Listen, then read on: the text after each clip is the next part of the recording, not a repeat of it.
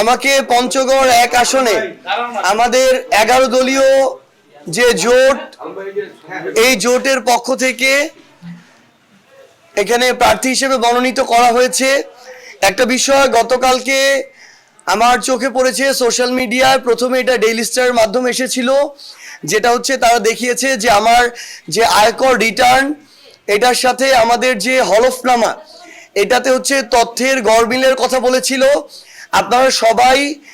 যেদিন আমাদের এটা যাচাই বাছাই করা হয়, আমাদের যে মনোনয়ন পত্রটা, আপনারা সবাই সেখানে ছিলেন। আমাদের যে রিটার্নিং অফিসার, আমাদের মাননীয় জেলা প্রশাসক, তার সেখানে, এবং সেখানে তিনি স্পষ্ট করে এটা বলেছিলেন যে আমাদের যে হলফনামাটা ছিল কিংবা আমাদের মনোনয়ন যে আমরা দাখিল করেছিলাম, সেখানে যে আমাদের আয়কর রিটার্ন, এই বিষয়গুলো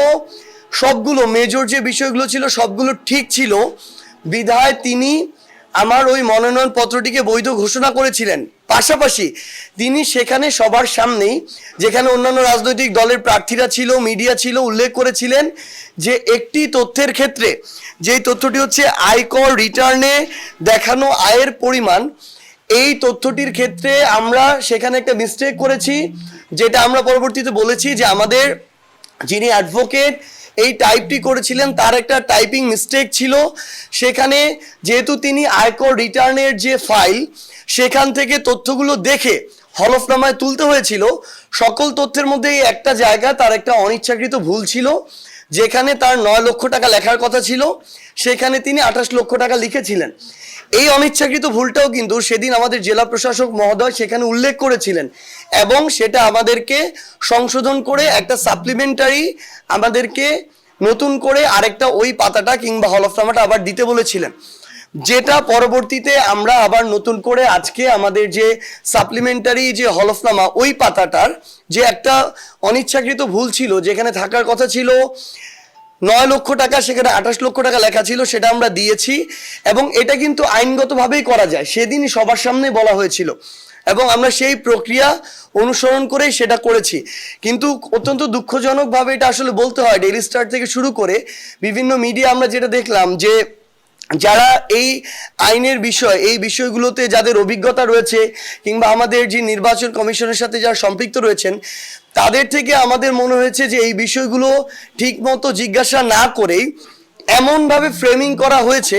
যেন বিষয়টা এরকম যে এখানে কত টাকা অসৎ পথে উপার্জনের রয়েছে,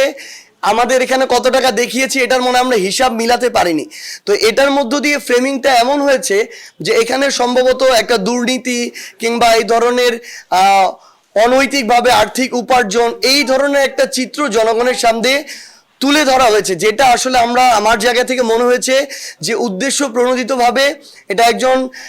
প্রার্থীকে হয়রানি করা। এটা অনুরোধ থাকবে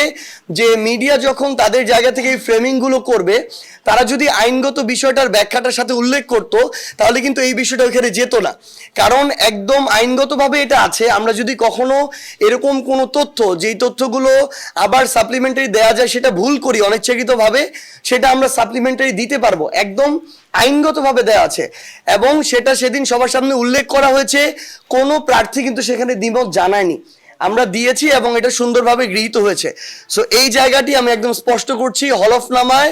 এবং আমার যে আয়কর রিটার্ন, এখানে একটি অনিচ্ছাকৃত তথ্যের ভুল ছিল, যেটা আমরা সংশোধন করেছি এবং আইনগতভাবে এটা আবার গৃহীত হয়েছে।